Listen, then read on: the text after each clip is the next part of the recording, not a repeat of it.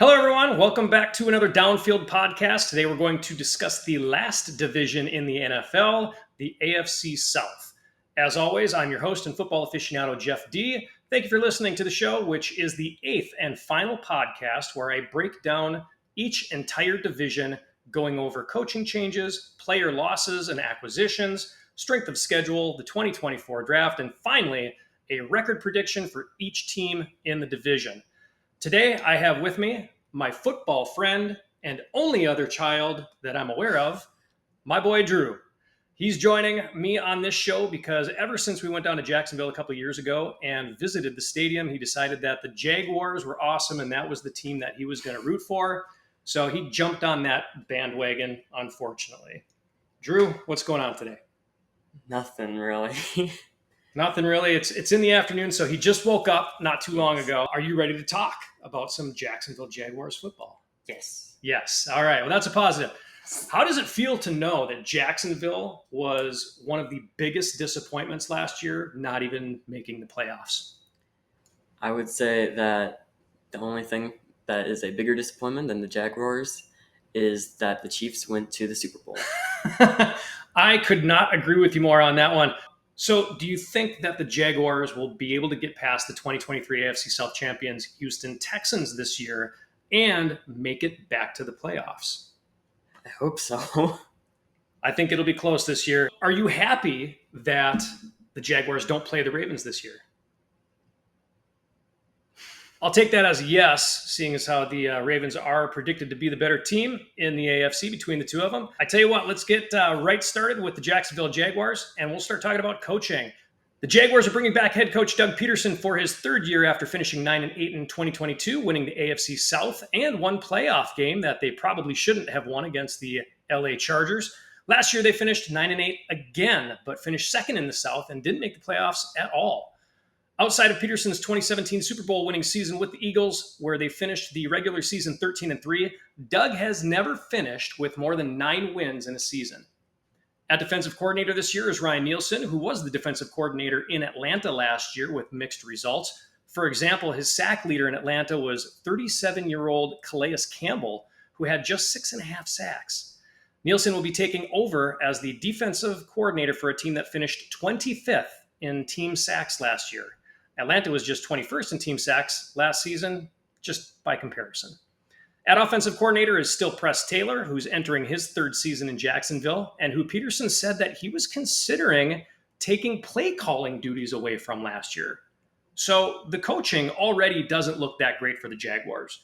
Drew, is there anything different that you would have done about the coaching situation for this upcoming season? Honestly, I would have gone out and hired Mike Vrabel as their defensive coordinator instead. Yep, that makes sense. The fun thing about that is Vrabel has already been a defensive coordinator for the Houston Texans and then a head coach for the Tennessee Titans, who are both in the same division as Jacksonville. Yeah, that would be a really fun situation. He might as well just start making the rounds, right? And then he can finish off with the Colts at some point in time in his career too and just hit all of the teams in the AFC South and be a coach for all of them.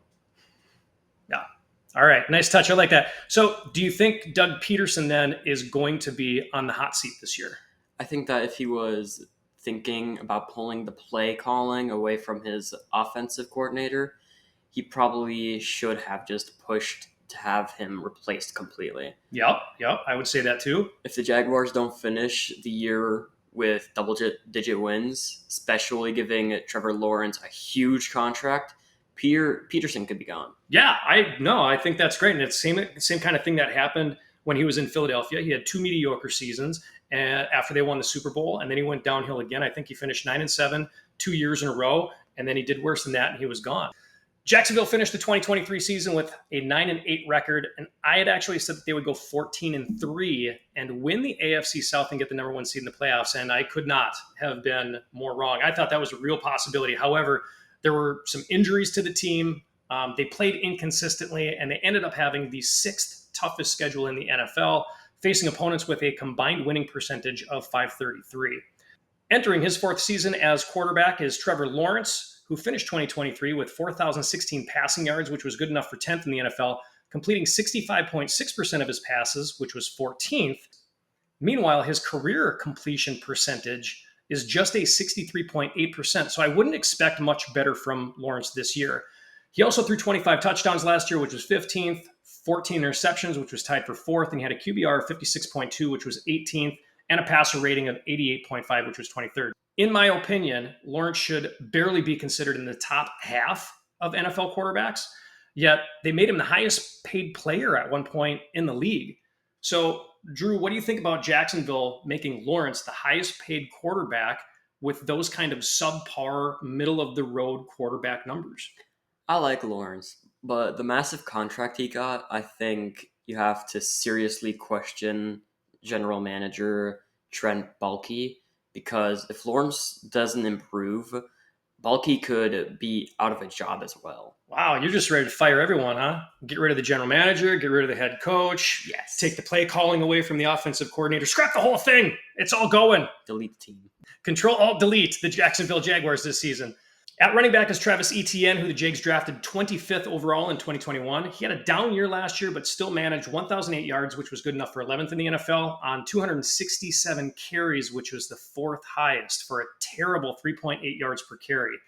Etienne busted off 6 runs for 20 or more yards, which was tied for 12th, and had 11 rushing touchdowns, which was good enough for 8th, but only averaged 59.3 yards per game. Drew, why do you think that Etienne had such a down year last year? I just thought his offensive line wasn't that great, and other teams' defenses seemed to play the run more against Jacksonville due to the injuries with the Jaguars' wide receivers. Speaking of wide receivers, last year the Jags had Calvin Ridley, who caught 76 balls for 1,016 yards, which was 25th overall, and had 8 touchdowns, which was tied for 8th.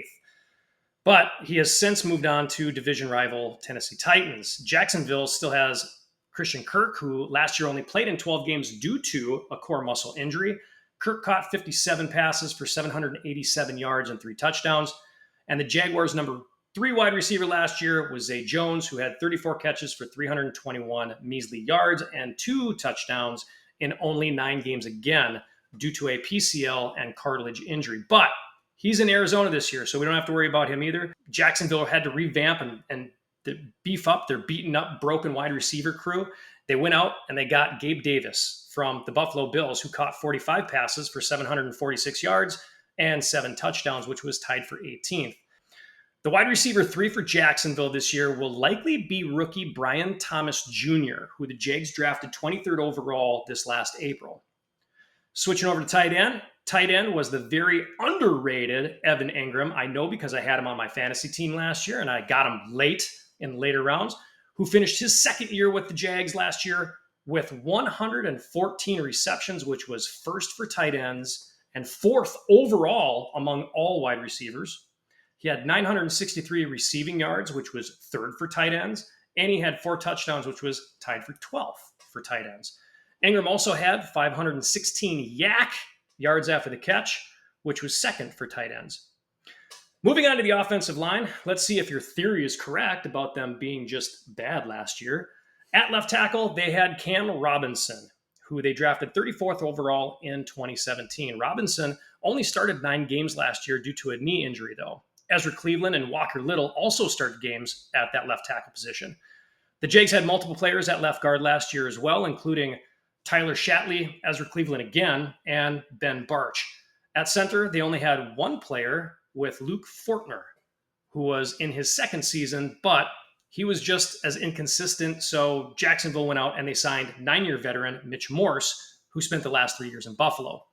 At right guard again this year is 32-year-old Brandon Scherf, who started all 17 games for the Jags last year. And at right tackle was rookie Anton Harrison, who Jacksonville drafted 27th overall last year. Overall, the Jacksonville O-line ranked 29th in the NFL for pass block win rate and 27th for run block win rate. They were 17th in total yards, 9th in passing yards, but 24th in rushing and 13th in points scored. So, how do you feel about the Jaguars' offensive line and scoring potential this year? The offense still has plenty of weapons with Etienne, Evan, Kirk, and the new wide receivers that they brought in. Mm-hmm. If the offense line can stay healthy and they don't start to show their age, I think they should improve from last year. Yeah. Notable offensive draft picks this year were wide receiver Brian Thomas Jr. from LSU at pick number 23 in the first round, and offensive tackle Javon Foster from Missouri in the fourth at pick number 114. So, Drew, how are you feeling about their draft picks overall? I like the Brian Thomas Jr. pick at number 23 because he should have been off the board before then. Yep, I agree with that. However, I think that cornerback was a bigger need for them, and the two best cornerbacks in the draft went one pick before Jacksonville's pick and one pick after. Yeah. So they got value in the wide receiver pick, but I would have gone cornerback. Fair enough. Let's take a look at the defensive side of the ball since you brought up cornerback. The Jaguars had a few playmakers in 2023, including defensive end Josh Hines Allen, who used to just go by Josh Allen, but that must have been confusing because there's another Josh Allen in the league as well. So now he's Josh Hines Allen, who Jacksonville drafted 7th overall in 2019. He had 17 and a half sacks, which was tied for second in the NFL, 17 tackles for a loss, which was tied for 7th, 2 forced fumbles, and 1 interception. Their other defensive end, Trayvon Walker, who the Jags took 1st overall in 2022, had 10 sacks, which was tied for 22nd, and 10 tackles for loss. Outside linebacker, Foyesade Oluokun had 8 tackles for loss. Are you impressed that I was able to pronounce that name? Very much so. Yeah.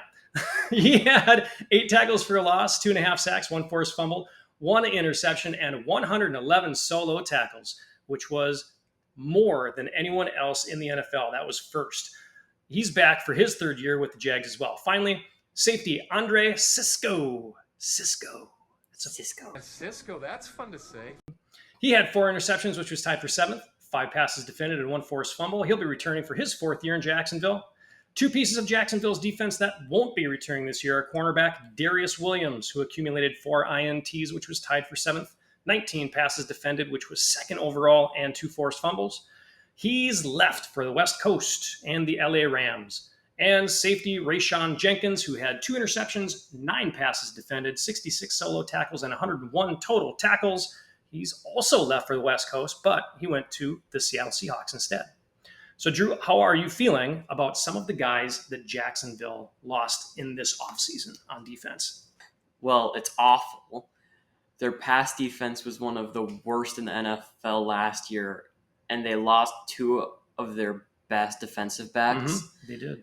In fact, Darius Williams was their best D-back, leading the team in interceptions and passes defended. All right. Well, let's take a look at the rest of the team and who the new defensive coordinator, Ryan Nielsen, is working with. Jacksonville runs a base 4-3 defense with Hines Allen and Walker, who we mentioned before, at the DN spots. At defensive tackle is Devon Hamilton in his 4th year, who only played 8 games last year due to a back injury, and newcomer Eric Armstead, who spent the first 9 years of his career in San Francisco and who played in only 12 games last year and 9 games the year before due to knee and foot injuries. Armstead will also be 31 years old this November. At the outside linebacker positions is Oluokun and Chad Muma, entering his 3rd year with the Jags. I know it's funny.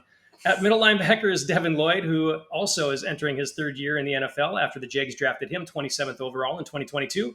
Last season, he had 75 solo tackles, which was tied for 31st, but 0 sacks, 0 INTs, 0 forced fumbles. In the defensive backfield this year is cornerback Tyson Campbell, entering his 4th year on the team after Jacksonville selected him 33rd overall in 2021.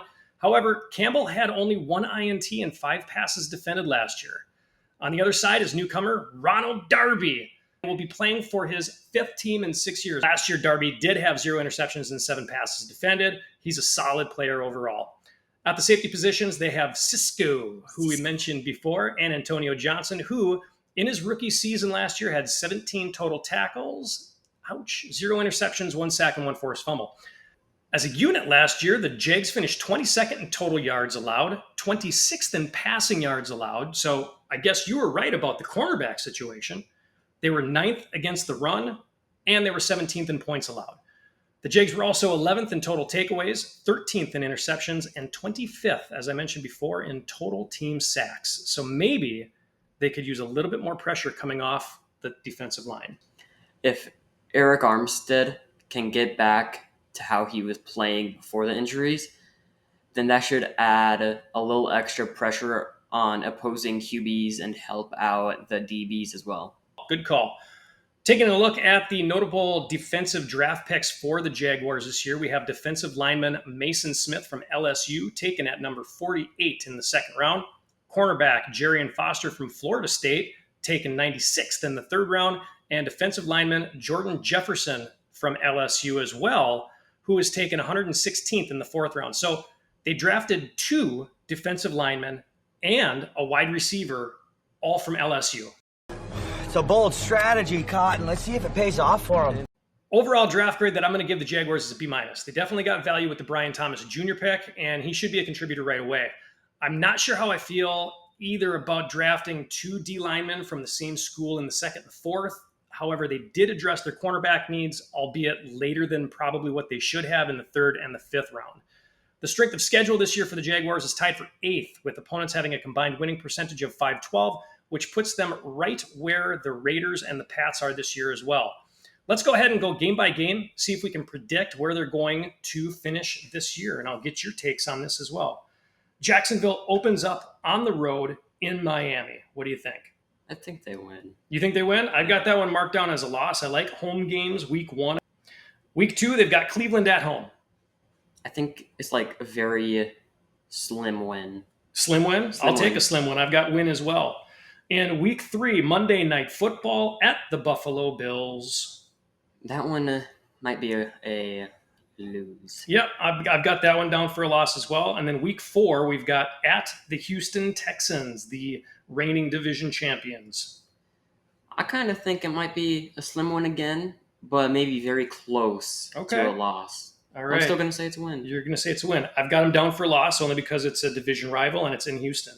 Week 5, Indianapolis Colts at home. I think they'll do good, but I'm not sure if they'd win.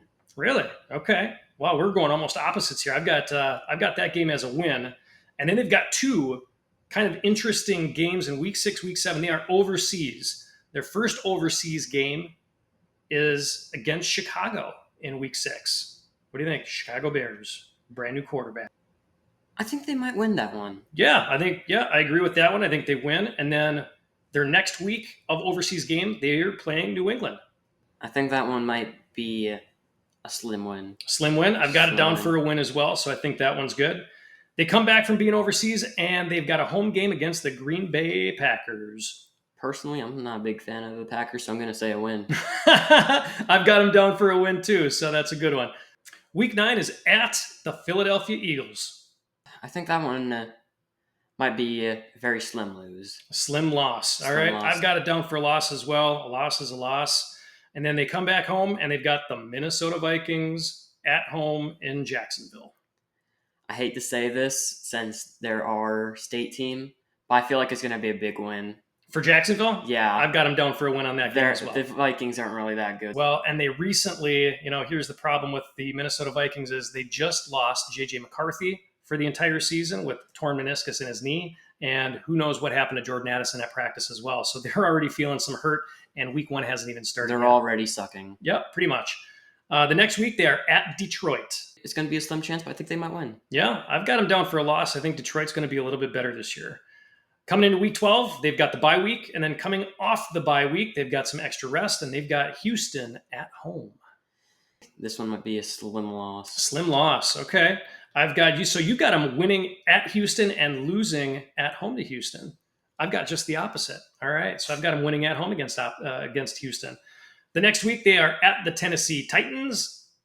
A slim win. Yeah, I've got a loss for that one, but I could definitely see them winning that game. Looking at Tennessee's roster this year, but I'm going to say loss on that one. Week 15, New York Jets at home. Loss on this one. Loss on that one. I've got a question mark by it because I wasn't sure which way to go. I've got a win on that one. So we're opposites again. Week 16, at the Las Vegas Raiders. I'm going to say slim win. Slim win. Slim win on this one. I like that one. We agree on it. And then we've got Tennessee at home in week 17. It'll be a slim win, but like 1 or 2 points. Yeah, really slim win. Very slim. That's super slim. Slim Jim. Is it like Slim Shady? No. Okay. All right, week 18, we've got the last game of the year. They could be fighting for a playoff spot. Who knows? But they are at division rival Indianapolis Colts. Last game of the year. What are you going to give them? But I'm hoping for a win. You're hoping for a win. I'm hoping for a win. I'm going to go loss there just because I predicted that they would win in week 5 against Indianapolis, and I think that they're going to end up splitting. So Las Vegas has the over-under on the Jacksonville Jaguars at 8.5. I have somewhere around 10-7. I think you were somewhere around 10-7. We kind of bounced back and forth. And I think, honestly, for me, I think that's going to be the ceiling. It wouldn't surprise me if they went 8-9 or potentially even worse, and Doug Peterson gets canned. Yeah. Compared to other teams in the AFC, I just don't think they stack up as a realistic playoff threat.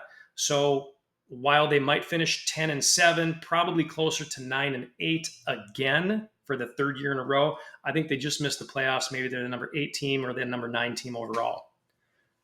What are your thoughts? I like the team, but honestly, their managers aren't really that smart, if I'm being honest.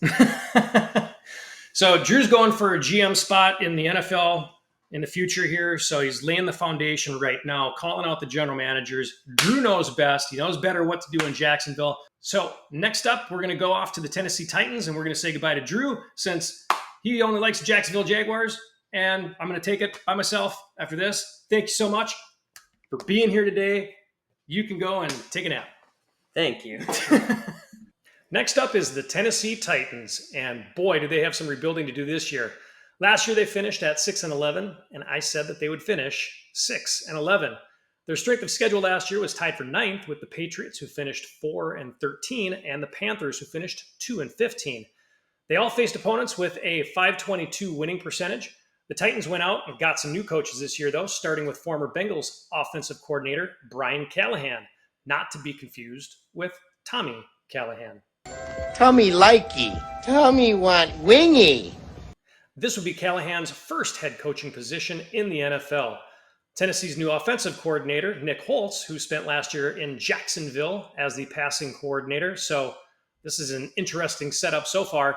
And the defensive coordinator is new as well. Former Ravens defensive secondary coach, Denard Wilson. So each of these coaches has never previously been in their current position before with another NFL team.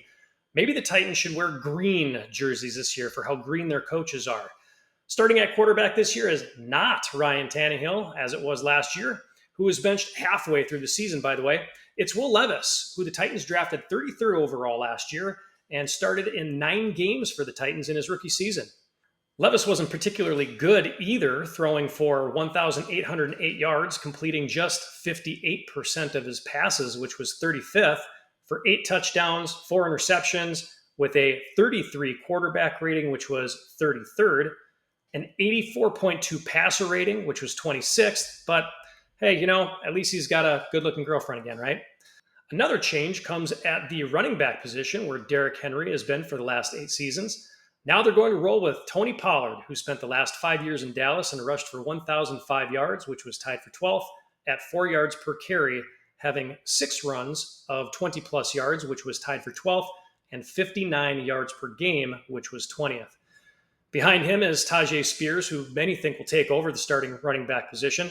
Spears was a rookie last year and ran for 453 yards on 100 carries and 2 touchdowns behind King Henry. More changes to the wide receiver group this year for the Titans. Last year, they added DeAndre Hopkins, who's 32 years old this year. He had 75 receptions for 1,057 receiving yards, which was 21st, and 7 receiving touchdowns, which was tied for 18th. Last year, Tennessee had Chris Moore, who caught 22 passes for 424 yards and no touchdowns, but he's in Arizona now, not a real big loss. This year, it's Calvin Ridley from division rival Jacksonville, who had 76 receptions for 1,016 yards, which was 25th overall, and 8 touchdowns, which was tied for 8th. Ridley also had 539 yards after the catch, which was good enough for 11th. And Tyler Boyd comes over from Cincinnati, where he spent the last 8 years and had 67 receptions for 667 yards and 2 touchdowns. This would appear to be a solid receiving group for young Will Levis. At tight end is Chigoziem Okonkwo in his 3rd season, who had 54 receptions, which was 15th for tight ends, 528 yards, which was 18th for tight ends, and 1 touchdown. The offensive line for the Titans couldn't possibly get any worse than how they played last year. Their pass blocking efficiency was last in the NFL, and they allowed the most sacks in the NFL with 49. Left tackle last year was primarily Andre Dillard, who's with the Green Bay Packers now. Good luck, Jordan Love. This year, they have rookie J.C. Latham, who they selected 7th overall in this last April's draft. At left guard is second-year man Peter Skoronski, who started 14 games as a rookie last season and should show some signs of improvement this year after being selected 11th overall in 2023. At center last year was Aaron Brewer, who is now with the Miami Dolphins. This year, it's newcomer Lloyd Cushenberry, who spent the last 4 years in Denver. At right guard was Daniel Brunskill, who looks like he might be relegated to backup duty in exchange for Dylan Raduns, who the Titans drafted in the second round of 2021. And at right tackle was 32-year-old Chris Hubbard, who is now with the 49ers. Third-year man Nicholas Petit-Frere will take over in that starting role. So, an entirely new offensive line to go with their new running back, new head coach, new offensive coordinator, remade wide receiver room. What could possibly go wrong, right? I gotta tell you, if I'm a Titans fan, I've already chewed my fingernails completely off. Last year, Tennessee's offense was 28th in total yards, 29th in passing, 17th in rushing. However, they don't have Derrick Henry anymore, and 27th in points scored. Man, I wish the Ravens were playing the Tennessee Titans this year, I got to tell you. Notable offensive draft picks this year are offensive tackle J.C. Latham, who was selected 7th overall, and who I had as the 4th best offensive tackle on the board, going 13th to the Raiders. I had the Titans selecting Joe Alt at number 7, but he wasn't an option anymore. I think I still would have gone with either Fuaga or Fashanu, but we'll see how this plays out. Looking at the defensive side of the ball, it looks like Tennessee also lost half of their playmakers from 2023. Defensive end Danico Autry led the team in sacks with 11.5, which was tied for 12th, and had 12 tackles for a loss, which was tied for 29th, and 2 forced fumbles. But he's in division rival Houston now. Following Autry to Houston was Azeez Al-Shair, who had 9 tackles for a loss, 2 sacks, 84 solo tackles, which was tied for 14th. And cornerback Sean Murphy-Bunting led the Titans in interceptions with just 2 and had 2 forced fumbles and 8 passes defended, but he's in Arizona this year. Outside linebacker Harold Landry III is entering his 7th year with the Tennessee Titans, and he had 10.5 sacks, which was tied for 17th, and led the team with 14 tackles for a loss, which was tied for 16th. At the other outside linebacker spot is 6-year vet Arden Key, who had 6 sacks and 2 forced fumbles in his first year in Tennessee. Arguably one of the dirtiest players in the NFL, Jeffrey Simmons, is still on the defensive line, where he had 5.5 sacks, 10 tackles for loss, and 1 forced fumble last year, while also diving at Zay Flowers' legs, who weighs about 125 pounds less than Simmons after the play was over. Tennessee operates under a base 3-4 defense with Simmons at one of the ends and newcomer Sebastian Joseph Day from the 49ers at the other defensive end spot. Joseph Day only played in 2 games last year, though, so that's going to be a big question mark. At nose tackle is going to be rookie Tavondre Sweat from Texas, where he spent the last 5 years. Sweat had 42 total tackles and 2 sacks last year. The outside linebackers are Landry and Key, who I mentioned before, with inside linebackers Jack Gibbons entering his 3rd year. He had 95 total tackles and only 1 sack last year. And newcomer Kenneth Murray Jr., who spent the last 4 years with the Chargers and had 101 total tackles last year with 3 sacks. In the defensive backfield are 2 new cornerbacks, Chibudo Awuzie, who is entering his 8th year in the league and spent the last 3 in Cincinnati. Last year he had 0 interceptions, so he should fit right in, with just 6 passes defended and 1 forced fumble. And cornerback L'Jarius Sneed, who spent the last 4 years in Kansas City, amassing 2 interceptions, 14 passes defended, which was tied for 9th, and 60 solo tackles. The safeties are Amani Hooker, entering his 6th year with Tennessee, and last year had 69 solo tackles, 7 passes defended, a forced fumble, and an interception. And another newbie, Jamal Adams, who spent the last 4 seasons in Seattle, where he played in only 10 games in the last 2 years. So maybe it'll be 31-year-old Condre Diggs, who Tennessee also got from Seattle, and he hasn't missed a game in 4 years. Knock on wood. Tennessee's defense finished 18th in total yards allowed last year, 18th in passing yards, 13th against the run, and 16th in points allowed. However, they were 31st in total takeaways, dead last in interceptions, and 17th in team sacks. I'm starting to wonder how this team even won 6 games last year. Notable defensive draft picks are defensive lineman Tavondre Sweat from Texas with pick 38 in the second round, and linebacker Cedric Gray from North Carolina in the fourth at number 106. The overall draft grade that I give the Titans is a C. The offensive line was terrible last year, but Joe Alt wasn't there for them to pick, and it looked like they panicked, quite honestly. They could have traded back to get some more draft equity and get Latham or Fuaga or Fashanu with a later pick in the first and address some of their other glaring needs later on, but they didn't. And they also didn't have a third-round draft pick, so trading back would have been a lot better decision. Their D-line was bad last year as well, but at least they addressed that in the second round with Sweat. The strength of schedule for this year for the Titans looks like it's going to be easier, facing opponents who had a combined winning percentage of 491, which is tied for 21st toughest with the Eagles and the Colts.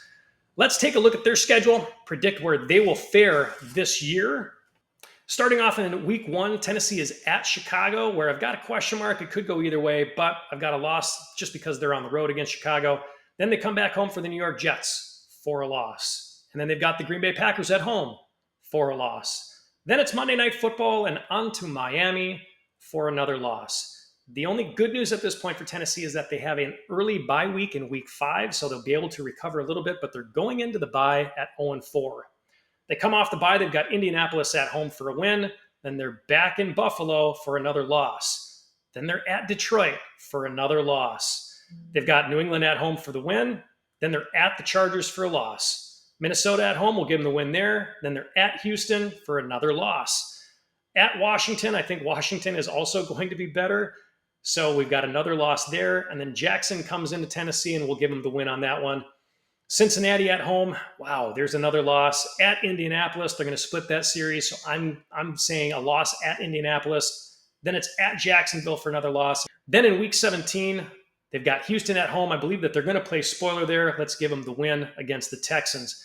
The over-under for the Tennessee Titans is 6.5 games. And I think all things considered, I've got 5-12, and I don't think that that's unrealistic.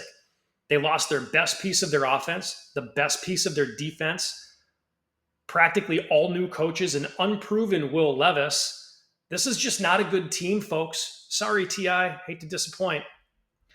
Next up is the Indianapolis Colts. Unlike the Titans, the Colts have made no offseason moves to their head coach, offensive coordinator, or defensive coordinator. Last year, Indy went 9-8, and I said that they would go 3-14. Whoops.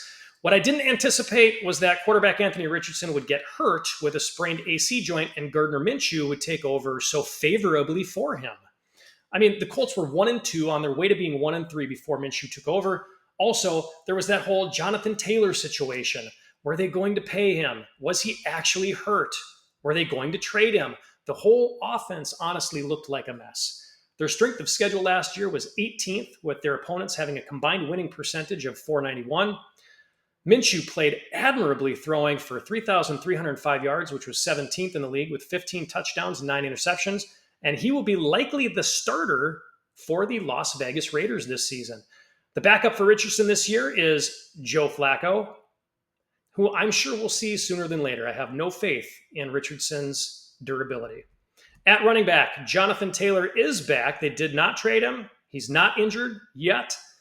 Last year, he ran for 741 yards in just 10 games, which was still good for 30th in the NFL. He averaged 4.4 yards per carry, which was 18th, with 7 touchdowns, which was tied for 14th, and 74.1 yards per game, which was good enough for 4th in the NFL. The one thing to look out for with Taylor is that he's played in only 21 games in the last 2 seasons. At wide receiver, the Colts have Michael Pittman Jr., who is starting his 5th year after being drafted 34th in 2020, and had 109 receptions, which was 5th, 1,152 receiving yards for 14th, but only 4 touchdowns. They also had rookie Josh Downs, who was selected 79th last year and who caught 68 passes for 441 yards and only 2 touchdowns. Starting his 3rd with Indy after being drafted 53rd overall is Alec Pierce, who had 32 receptions, 514 receiving yards, and 2 touchdowns. Now they have Adonai Mitchell, who they drafted 52nd overall in the draft this last April. They spent a lot of draft equity in wide receivers over the last few years to get this group. At tight end was rookie Jelani Woods, who was selected 73rd overall last year and had 25 receptions for 213 yards and 3 touchdowns. That is one of the worst stat lines by a starting tight end last year. Indy's offensive line was a definite top 10 unit last year, arguably a top 5 unit, and it looks like that won't change in 2024. Why? Because they may be the only team in the NFL to start the exact same guys on their offensive line this year from 2023. At left tackle is third-year man Bernard Raymond, who started 15 games last year for him. At left guard is Pro Bowler Quentin Nelson, who the Colts drafted 6th overall in 2018. At center is 31-year-old Pro Bowler Ryan Kelly, who the Colts drafted 18th overall in 2016.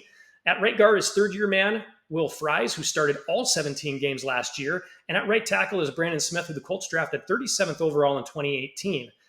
I got to tell you, they pick offensive linemen well in Indianapolis. As a unit, the Colts were 16th in total yards, 21st in passing yards, 11th in rushing, and 12th in points scored. And notable offensive draft picks this year are wide receiver Adonai Mitchell from Texas, who they drafted in the second round at number 52, who was a steal. I had Mitchell going in number 28 to the Buffalo Bills. There's no way that he should have fallen that far.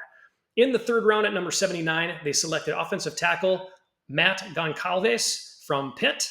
And in the fourth round, at number 117, the Colts drafted offensive guard Tanner Bortolini from Wisconsin. Looking at the other side of the ball, Indy had quite a few playmakers last year. However, one of the Colts' best defensive playmakers from last year, defensive end Samson Ebukam, who had 9.5 sacks, which was tied for 25th, 10 tackles for a loss, and 3 forced fumbles, which was tied for 11th, tore his Achilles early in training camp and will be out for the entire 2024 season. Either Taekwon Lewis, who had just 9 tackles for a loss, or Deo Odeyingbo, who had 8 sacks and 9 tackles for a loss, will take his place. Defensive end Kwity Paye is returning as well. Paye had 8.5 sacks, 8 tackles for a loss, and 2 forced fumbles last year. Joining him on the D-line is defensive tackle DeForest Buckner, who had 8 sacks, 11 tackles for a loss, and 2 forced fumbles last year. Outside linebacker E.J. Speed had 12 tackles for loss, which was tied for 29th, and 3 forced fumbles, which was tied for 11th, and 1 sack. And safety Julian Blackman, who had 4 interceptions, 9 passes defended, and 65 solo tackles, will be returning as well. But let's take a deeper dive into the Colts defense.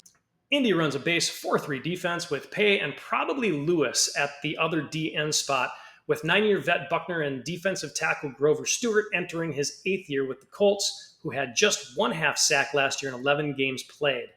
At outside linebacker are E.J. Speed and Sagano Luby, who in his second season last year recorded just 26 tackles and 1 INT. Zaire Franklin is at middle linebacker, and he had 107 solo tackles, which was second in the NFL, with 1.5 sacks and 2 forced fumbles. This would be Franklin's 7th year with the Colts after they snagged him at pick 235 in 2018. That's amazing. He's one of the best middle linebackers in the game, and they got him in the 7th round. At the cornerback positions will be Juju Brents in his second year after being drafted 44th overall in 2023, but played in just 9 games last year, and cornerback Jalen Jones, who also was a rookie last year, but played in all 17 games, but only had 44 tackles and 5 passes defended. At the safeties are Blackman entering his 5th year with the Colts, and Nick Cross entering his 3rd year with Indy, who had only 39 tackles and only 1 INT and only 2 passes defended last season. As a whole, the Colts defense was 24th in total yards allowed, 16th in passing yards allowed, 24th against the rush, and 28th in points allowed. Surprisingly, they were 16th in total takeaways, 14th in interceptions, and 5th in team sacks. Notable defensive draft picks for Indy this year were defensive end from UCLA, Laiatu Latu, with the 15th overall pick. I had Latu going 19th to the Rams, so it wasn't too much of a stretch, but Dallas Turner was still on the board at that point in time, and I had him ranked ahead of Latu going 8th overall. Honestly, I thought cornerback was more of a need as well, as I had the Colts drafting Terrion Arnold at number 15, who was still on the board at that time, as well as Quinion Mitchell. Overall draft grade for the Colts this year, I'll give them a C+. I can appreciate that they wanted some depth behind their already awesome offensive line, but it wasn't a necessity, and neither was wide receiver, to be honest. But they got some decent value there. Latu is not a need at all and will probably start behind Kwity Paye on the defensive line. So it doesn't make a lot of sense for me to go defensive end when they already had great depth at that position as well. Strength of schedule this year is exactly the same as last year, facing teams with a winning percentage of .491. So let's go game by game for Indianapolis and predict where they will probably end the season this year. Indianapolis opens up at home against the Houston Texans, and I'm going to give them the win there. Then they're on the road week 2 at Green Bay, where I'm going to give them the loss. They host Chicago week 3 for a win. They host Pittsburgh at home in week 4 for a win. Then they're on the road to Jacksonville for a loss, at Tennessee for a loss. And then week 7, they're coming back home against Miami, and I got to give them the loss there as well.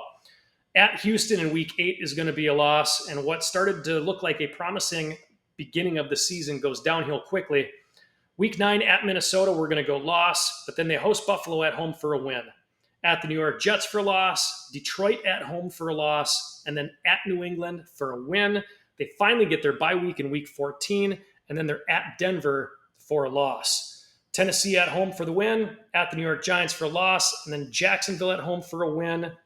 Over-under for the Indianapolis Colts this year is 8-5. I have them at 7-10. But I will say this, I think that's the worst that they'll do this year.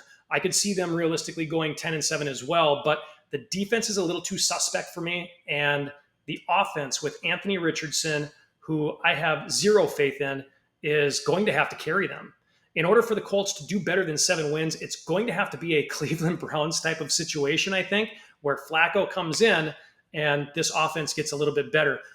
This offense, as I see it, is set up very well for a pocket passing quarterback, not a scrambling type quarterback like Anthony Richardson. And I think the offensive weapons go to waste under Richardson, quite honestly. Last but certainly not least is the Houston Texans, who shocked everyone last year by going 10-7. I predicted that they would go 5-12 under new quarterback C.J. Stroud and new head coach DeMeco Ryans. But I guess going 10-7 will happen when you have the offensive rookie of the year and the defensive rookie of the year, and who I thought should have gotten coach of the year over Kevin Stefanski in DeMeco Ryans. They also had the 7th easiest strength of schedule last year, facing opponents with a combined winning percentage of .474. The offensive and defensive coordinator are the same as last year as well, with Bobby Slowick and Matt Burke. No, not the former player Burke, B-I-R-K, but Matt Burke, B-U-R-K-E, respectively. Let's take a downfield read at the moves that the Texans made in the offseason and predict where they will finish the 2024 season. At quarterback, as mentioned before, is second-year man C.J. Stroud, who I recently posted was the 10th best quarterback in the NFL. If you didn't see my rankings, then go back and check it out. You might be surprised at who the real top 10 quarterbacks are in the NFL. Stroud finished 2023 with 4,108 passing yards, which was 8th overall, completing just 63.9% of his passes, which was 25th, for 23 touchdowns, which was tied for 13th with Jalen Hurts, and just 5 interceptions, which was the fewest for any quarterback who threw more than 2,000 yards. He had a QBR of 57.6, which was 17th, and a passer rating of 100.8, which was 6th. At running back last year was Devin Singletary, who ran for 898 yards, which was 21st, for 4.2 yards per carry, 4 touchdowns, and only 3 carries of 20 or more yards. This year, Singletary is playing for the Giants, and Houston brought in Joe Mixon, who spent the last 7 years in Cincinnati. Mixon rushed for 1,034 yards, which was 8th overall, for 4 yards per carry and 9 rushing touchdowns, which was 10th. And that's pretty much what you can expect from a healthy Joe Mixon in any of his years. If you're going back, it was kind of an average year. You had 3 years that were better rushing yards. There were 3 years that were less rushing yards. Usually gets about 7 or 8 touchdowns per year. That's what you can basically expect from Joe Mixon this year. The wide receiver core from 2023 is all back this season. Nico Collins will be entering his 4th year with the league. Nico had 80 receptions, 1,297 yards, which was 8th, and 8 receiving touchdowns, which was tied for 8th. He also had 549 yards after the catch, which was good enough for 9th. Rookie Tank Dell played in just 11 games last year, accumulating 47 receptions, 709 yards, and 7 touchdowns. Not bad for only playing in 11 games. And there was Noah Brown in his first year with the Texans, who played in just 10 games and had 33 receptions, 567 receiving yards, and 2 touchdowns. He will probably be wide receiver 4 this year, as Houston went out and got Stephon Diggs, who after just one preseason game already seems to be unhappy in Houston, barking at his brand new quarterback. Shocker.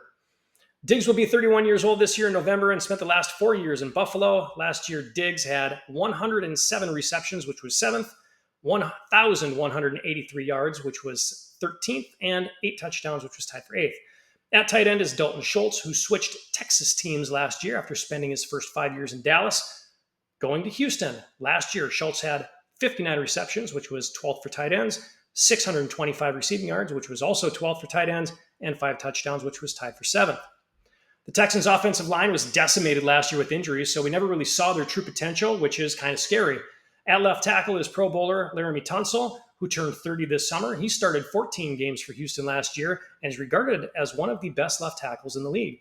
At left guard was Titus Howard, who started more games at left guard than anyone else, and that was only 7 games. He's still with Houston, but it looks like he'll be the starting right tackle instead this year. Playing left guard this year is Kenyon Green, who was placed on the injured reserve for all of 2023 last year with a bad shoulder. And at center last year was Michael Dieter, who started 10 games for the Texans, but he's in Washington this season. At right guard is Shaq Mason, who is the only Houston offensive lineman to start all 17 games last year and showed that he can still be a reliable veteran, and he will be 31 years old later this August. And at right tackle last year was George Fant, but he's moved on to Seattle, and as I mentioned before, Titus Howard, entering his 7th year for the Texans, will take his place. So the offensive line looks like a work in progress this year, but last year the offense as a whole finished 12th in total yards, 7th in passing, 23rd in rushing, and 14th in scoring.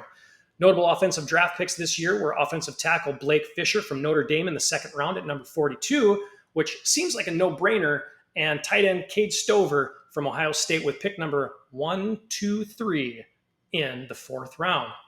Looking at the defensive side of the ball, there were many moves that the Texans made this offseason, and this defense is definitely not going to look the same. Houston lost most of their main playmakers from last season. Outside linebacker Jonathan Grenard had 12.5 sacks last year, which was tied for 10th, 15 tackles for a loss, which was tied for 13th, and inside linebacker Blake Cashman, who had 9 tackles for a loss, 2 sacks, and 1 interception, are both in Minnesota this year. Defensive tackle Sheldon Rankins, who had 6 sacks and 9 tackles for a loss, is now in Cincinnati. Defensive tackle Malik Collins, who had 5 sacks and 8 tackles for a loss, is now in San Fran. And cornerback Steven Nelson, who had 4 interceptions, which was tied for 7th, retired. The only big playmakers that the Texans have from last year are defensive end Will Anderson Jr., who had 7 sacks and 10 tackles for loss, and cornerback Derek Stingley Jr., who had 5 interceptions, which was tied for 4th, and 13 passes defended, which was tied for 16th. But let's take a look at who the new additions are for the defense and who the Texans will be stampeding with this year. Houston operates in a base 4-3 defense with Anderson Jr. at right defensive end and newcomer Danielle Hunter, who spent the last 8 years with the Minnesota Vikings. Last year, Hunter had 16.5 sacks, which was 5th, 4 forced fumbles, which was also tied for 5th, and 54 solo tackles. The interior line is all new as well and will consist of 30-year-old Mario Edwards Jr., who is on his 6th team in 7 years. He had 2 sacks. He had 21 total tackles last year with the Seahawks. Nothing much to write home about there. And Folorunsho Fatukasi, who spent the last 2 years with division rival Jacksonville and did pretty much nothing for the Jags over the last 2 years. The outside linebackers are Azeez Al-Shair, who spent 1 year with the division rival Tennessee Titans last year, where he had 163 total tackles, 84 solo tackles, which was tied for 14th, and 2 sacks. And Henry Tutu, who had 61 total tackles and a forced fumble last season. At middle linebacker is third-year man Christian Harris, who had 101 total tackles, 65 solo tackles, 2 sacks, and a forced fumble. Taking a look at the defensive backfield, I mentioned cornerback Stingley Jr. earlier, who will be entering his 3rd season after being drafted 3rd overall in 2022. Last year, he played in just 11 games, and over the last 2 years, he's played in just 20 games. At the other corner, looks like rookie Kamari Lassiter from Georgia, who in 3 years there had 1 interception and 8 passes defended in 3 years total. At the safeties are Jalen Pitre, entering his 3rd year with Houston after being drafted 37th overall in 2022. Last year, he had 0 interceptions and only 5 passes defended. And 33-year-old Jimmy Ward, who spent the first 9 seasons in San Francisco before playing in only 10 games last year with the Texans and accumulating 1 interception and 3 passes defended. Last year, The Texans defense finished 14th in total yards allowed, 23rd against the pass, 6th versus the run, and were 11th for points allowed. They were also 17th in total takeaways, 16th in interceptions, and 15th in team sacks. But this is far from being the same defense as it was last year. Notable defensive draft picks this year, as I mentioned before, cornerback Kamari Lassiter from Georgia in the second round at number 42, where I don't see the appeal here. He's not a playmaker. Sure, he's physical, and he's got the size, but that's really about it. Then the Texans took safety Kalen Bullock from USC in the third round at pick number 78. Overall draft grade, I'm going to go C-. This was a far cry from the 2023 draft. They didn't have a number one pick this year. Their first pick overall was a second rounder, and he's a backup cornerback at best. Their next second rounder was offensive tackle pick in Blake Fisher, who's going to be a backup to Pro Bowler Laramie Tunsil. And you didn't need a tight end because Dalton Schultz just turned 28 in July this year. This just wasn't very good at all. The strength of schedule for the Houston Texans this year is much higher than it was last year, too.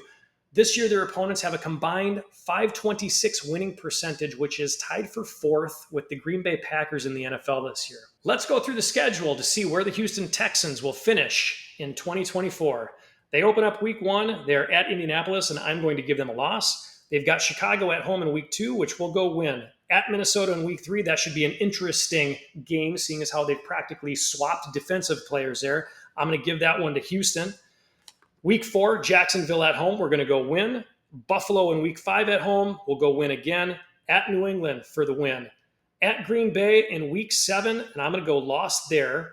They come back home and they play Indianapolis at home, week 8 for a win.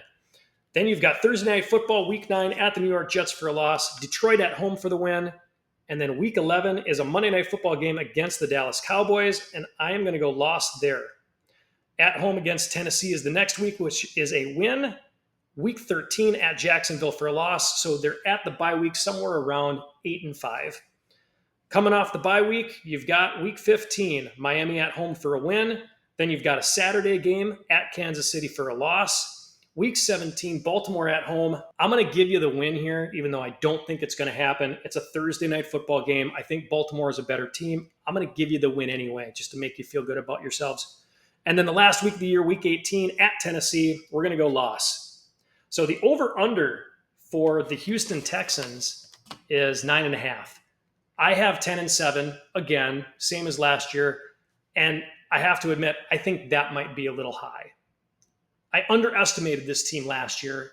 I might have overestimated them for this year. The over-under, like I said, is 9.5, which is the second lowest for any division winners from last year. Tampa having the worst as an over-under, 7.5 as a returning division champion. So it's not looking good for Houston this year. If they make it to the playoffs, if they win the division, I think it'll be close between them, Jacksonville, and potentially even Indianapolis. So that does it for the recaps of each division. This is number 8 of 8. We've completed all of them. If you missed one, just go back and watch it. I'm on YouTube, listen on Spotify, but please make sure to like, share, comment, and subscribe to my channel. I can also be found on X, which doesn't like to show any of my material, so I probably wouldn't bother with them anyway. And I'm also on Facebook. Or you can go to my website, www.downfieldread.com. Follow me everywhere so that you don't miss a single thing when it comes to real, in-depth NFL content. Until next time, I am Jeff D, and have a good one, everyone.